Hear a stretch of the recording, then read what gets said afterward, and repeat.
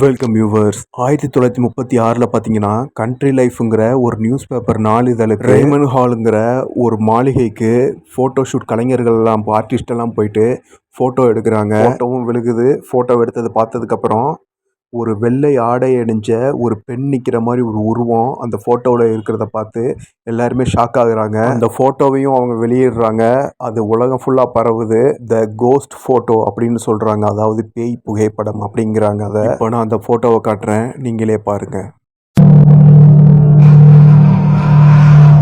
டொரோத்தி வால்போலி அப்படிங்கிறவங்களோட ஆவிதான் இதுன்னு சொல்லிட்டு பல பேர் நம்பியிருக்காங்க அப்போ. ஆனால் புகைப்பட நிபுணர்கள் வந்து என்ன சொல்கிறாங்கன்னா, அதாவது எக்ஸ்பர்ட்ஸ் வந்து என்ன சொல்கிறாங்கன்னா, ஏதாவது ரேடியேஷன் கதிர்வீச்சு அந்த மாதிரி கேமரா ஃபால்ட் ஏதாவது ஆயிருக்குன்னு அப்படின்னு சொல்கிறாங்க. இப்போ வரைக்கும் அந்த ஃபோட்டோ உண்மைதானா இல்லை கேமராவோட ஃபால்ட்டானு இன்னும் யாருக்கும் சரியாக சொல்ல தெரில.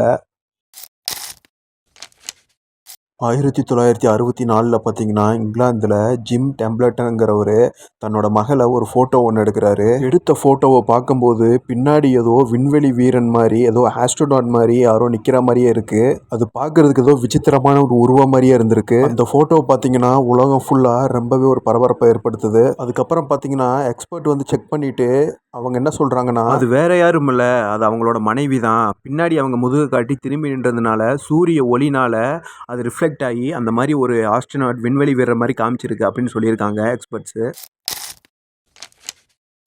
1950 பார்த்தீங்கன்னா ஒரு குடும்பம் அமெரிக்காவில் ஒரு புது வீட்டுக்கு குடியேறுறாங்க. சரி, அப்போ வந்துட்டு எல்லாரும் உட்காந்து சரி வாங்க எல்லாரும் ஒரு ஃபோட்டோ எடுக்கலாம்னு சொல்லிட்டு ஒரு ஃபோட்டோ ஒன்று எடுத்திருக்காங்க. ஃபோட்டோ எடுத்துட்டு பார்த்ததுக்கப்புறம் ரொம்பவே ஷாக் ஆகுறாங்க. ஏன்னா மேலேருந்து கீழே தலைகீழ தொங்கின மாதிரி ஒரு உருவம் அந்த ஃபோட்டோவில் இருந்திருக்கு.